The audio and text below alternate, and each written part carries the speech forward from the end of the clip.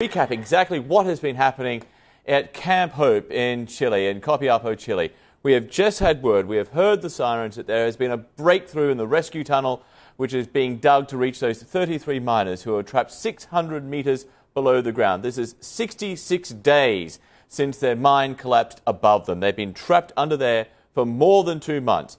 Three rescue efforts have been going in tandem.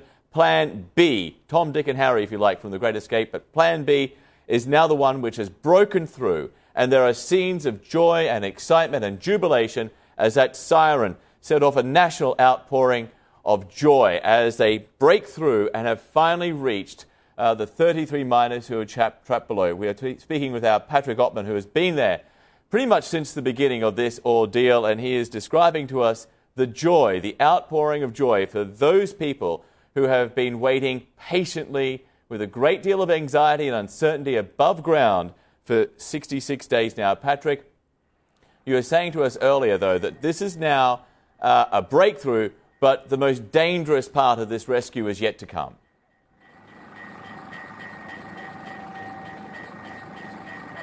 It's really a transition. These men have spent the last 2 months really where they've been, and they've been helping out with the rescue attempt.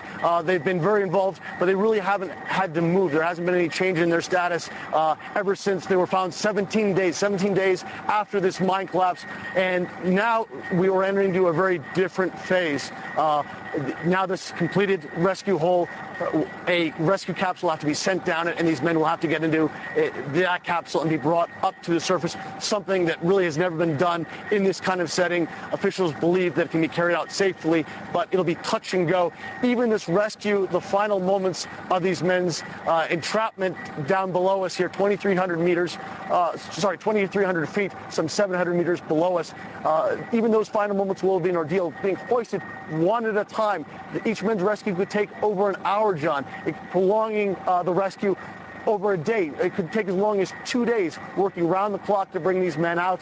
And then even when they're brought to the earth, to the surface here, they won't be really out of the clear just yet. They haven't had any exposure to germs for the last 2 months. Officials really want to keep a very close eye on them to make sure that health-wise they're fine. Some men suffer from diseases like diabetes, so they'll be keeping a very close eye on them for several days after they rescue them, as well as the possibility of post-traumatic stress. These men have been through a horrible ordeal, but I think we have to go back and focus at least on the moment of an incredible outbreak of joy here. We're hearing chanting of Chile up on the hill behind me, and we've been here for so many days, and I've never seen a fog like this. It's really an eerie morning, not to be able to see the mine site, not to be able to see the people, hardly be able to see the people there on the hill behind me as they chant, and just an incredible outpouring of joy. They have been waiting now for over 60 days for this moment.